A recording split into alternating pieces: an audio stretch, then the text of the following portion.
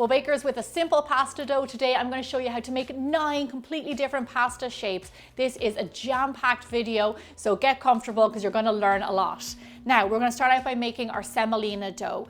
So this is an eggless dough. First, we have some semolina flour here. This is a durum wheat flour. It is a wheat flour and it's really high in protein. We use this when making pasta because it has a really good al dente bite. It has structure and it's kind of meaty. It's not delicate like a wheat pasta. So this is the one that we want to make all those lovely shapes. Now into this, we're going to add in some warm water. Now I'm going to do this with my hand.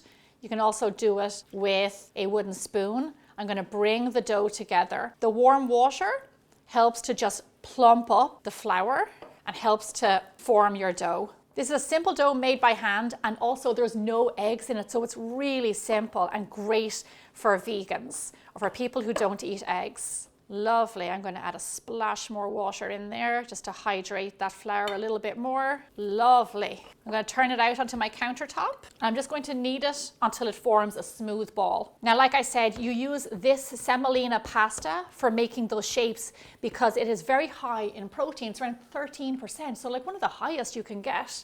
And it just gives you lovely bite to your pasta. You don't want a regular pasta for this dough. I'm sharing this with you today because it's the beginning of a new year and I love to learn something new every year. So I'm going to show you how to make not only your own homemade pasta, but all of these different pasta shapes to make a multitude of dishes. Okay, there you go. That's my dough. It's nice and smooth. I just kneaded it a little bit on the counter. Once you've shaped it, wrap it tightly in cling wrap. We don't want any air getting at this dough because it dries out pretty fast. So nice and snug, pop it into your fridge for around 30 minutes. Just let it chill, relax a little bit. Then we're going to make all our shapes. So our first pasta shape that we're going to do is Oricchiette, which is a lovely little ear-shaped pasta, which actually translates into little ears. So it's like a little bit of a cup and it's shaped that way so it can catch the sauce or whatever you're putting on it.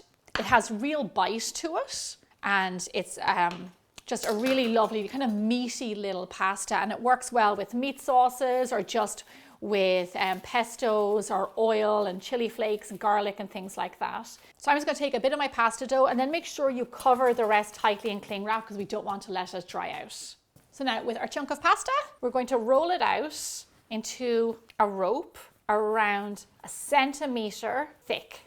Now you might notice that I'm not putting flour on my surface, and with a lot of these shapes it doesn't help to put flour on your surface because you want to get traction against the wood or the marble or whatever it is. So refrain from using flour just yet. 1 centimeter thick, lovely. Always have a ruler on hand. Perfect.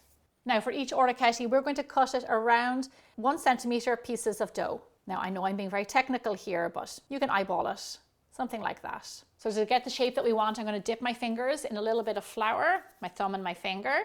And here's what we're going to do. Come here to me now. I want you to get nice and close. So put your finger on the piece of dough kind of in the middle, roll it over, and then open it up.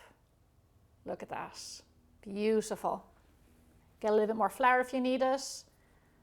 There's your piece of dough. Put your finger down kind of towards the middle, kind of near the edge. Roll it over. What you end up with is that little ear. This is a fast dough to shape, so just keep on going.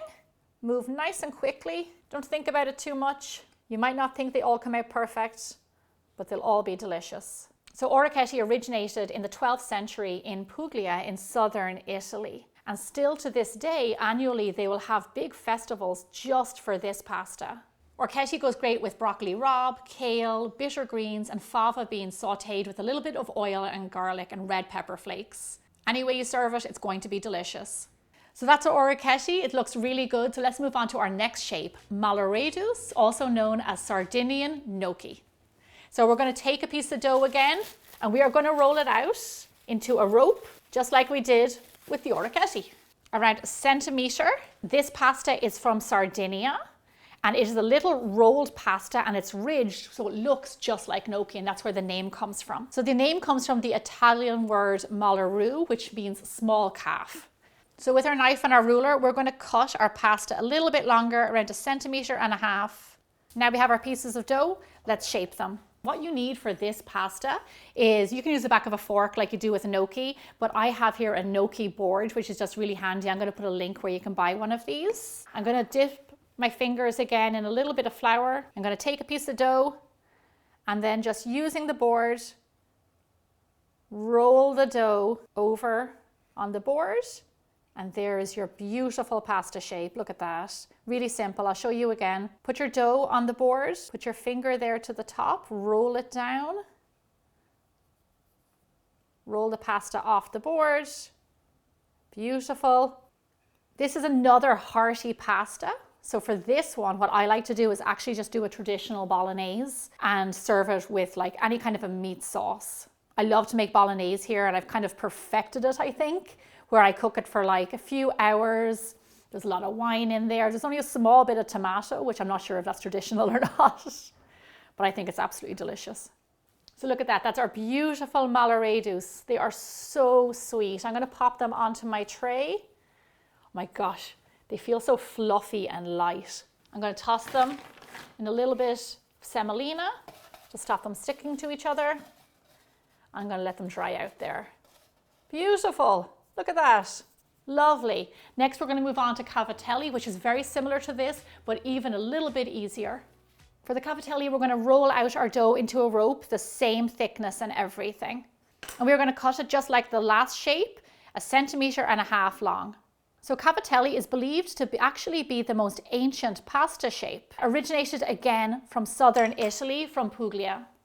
The name cavatelli actually comes from the Italian verb cavare, which means to carve out, which makes sense because you will see that these kind of have a little hollow hole in the middle. Now, again, dipped fingers in flour. We are going to take our little piece of dough just like the previous one, but we're not rolling it on the board this time. We're going to roll it on our countertop. Exact same motion, finger in, roll it over your finger, and there you have your cavatelli. You know, this is another hearty pasta which will take to a thicker sauce if you want to. You know, if you want to keep it simple, you can do a tomato sauce, or you can do another, you know, fine meat sauce with sausage or bolognese or something like that. This pasta shape, once you get the hang of it, you'll really just fly through it. And just remember to keep your thumb floured. It just makes shaping that much easier.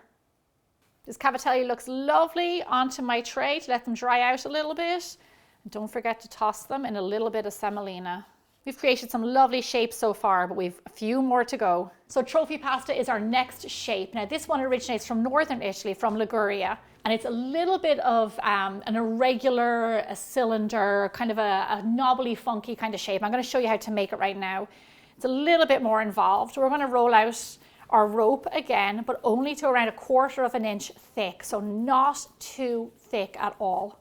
This is known for being kind of a short, thin pasta that is twisted. We're going to cut inch-long pieces. Again, on a flourless surface to make your life easier. Now, I'll admit I'm not an expert to making this shape, but I'm going to show you how I learned it. Imagine there is a triangle right here that you're rolling to. Roll up. Using your fingers and your knuckles, roll down. And you kind of get this irregular, for want of a better word, knobbly looking piece of pasta. It has texture. It's a little bit thin on the ends. Roll up over your hand, roll back or down, around, and there you have it. Do you see this?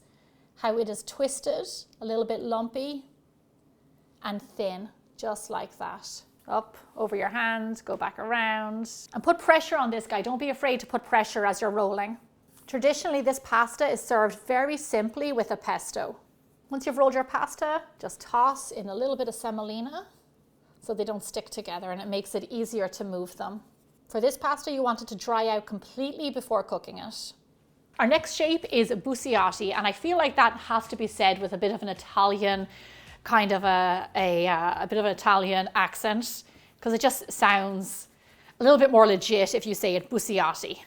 But the word Busiate comes from the word buso, which means to coil, to be twisted. And that's what this is. It's a twisted, coiled piece of pasta, originally from Sicily. Really lovely. You want to roll out a coil to around 1/4 inch thick. Then we're going to cut each piece of pasta around 3 inches. just like that. Boop, boop. Here I have a wooden skewer, something like a skewer, something like that is perfect. And we are going to, come here to me and I'll show you, twist and do a little bit of a pull around the skewer, just like that. See this? Coiled and twisted, just like its name. Now we are going to roll it onto our counter just to kind of flatten out the sides. And you see how it just transforms there like that. Slide it off the skewer. Again, go down your skewer, give it a little bit of a pull as you go. Roly-poly on the countertop, flatten it out a little bit, and then gently off your skewer, just like that. Beautiful. Toss it in a little bit of semolina, which just makes it easier for you to handle and stops them sticking together. I'm going to put these onto our tray, and then we're going to move on to our next shape, which is olive leaf pasta. Now this lovely pasta gets its name obviously because it looks like an olive leaf. It's elongated, it's kind of pointy, it's very beautiful, it's very different. It is popular in both southern and northern Italy actually. So we're going to roll out our rope, again thin to around 1/4 inch thick. Cut the rope into pieces 1.5 inch long. This is a long pasta. Now what's different about this little piece of pasta is that we take each piece and we just taper it off at the ends, just very quickly and gently. Don't roll it out too much longer. I just want you to taper off those ends because this is going to help with our overall end shape. Using the pressure of your fingers, just roll it and taper off those edges. And again, no flour on your countertop. So there we go, we have our piece of pasta. We're going to take our knife, we're going to put it kind of towards one edge that's closest to you, roll it over on your knife, similar to how we did the cavatelli. Roll it over. You see this? You get something that looks like an olive leaf. Open it up a little bit. Look at that. Beautiful. How gorgeous is that? Again, I'll show you. Here's our piece. Put the blade over here towards the edge close to you, roll it over until it's all the way rolled over. Open up that piece of pasta.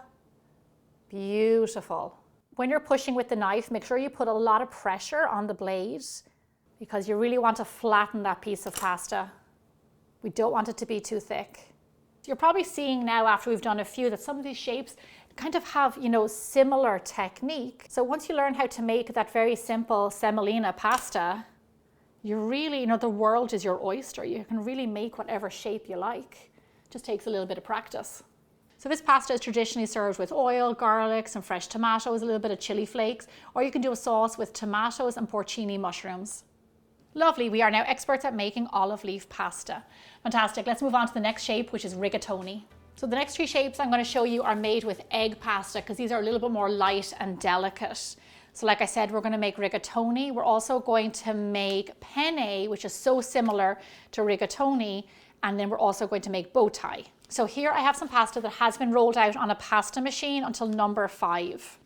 For my egg pasta, I've made it before in a video. It is super simple. These next 3 shapes can't be made with the semolina because it's too thick and it just won't roll the way that you want it to. Now, we are going to measure a square 2 inches by 2 inches to make each the penne and the rigatoni. And just while we're shaping our pasta, make sure you keep it covered up so it doesn't dry out before you shape it. So here I have my board and it's parallel to me because we want the lines to go along the pasta. Put your little square down. I have a nice thick dowel here and we are going to roll our pasta, push it in to the board as you press to get those lines. Do you see that? And we are going to roll it over onto its seam. Just like that. And then you take it off your dowel and you have rigatoni. As you roll your pasta, push it into the board to get the indentation of those lines.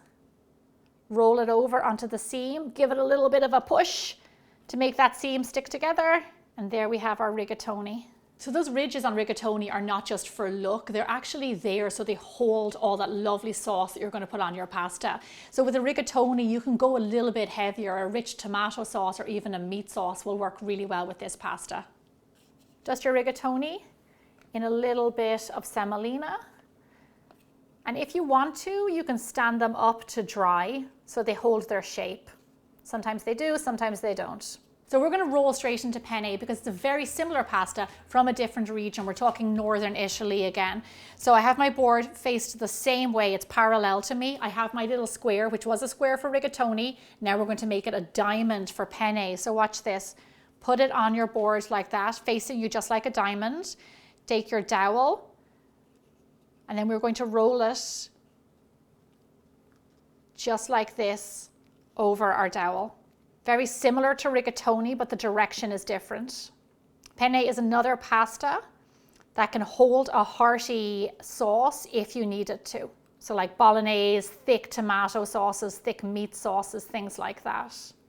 Place your pasta on a tray to dry out and dust it with a little bit of semolina again. Now we're going to make farfalle, which we often know is a bow tie pasta. Farfalle means butterfly, which is such a sweet little way to think about like this pasta. And when I start to shape it, you'll know why. So here I have a sheet of pasta rolled out to around 6 on your pasta machine. This needs to be nice and thin because we're going to fold over the pasta.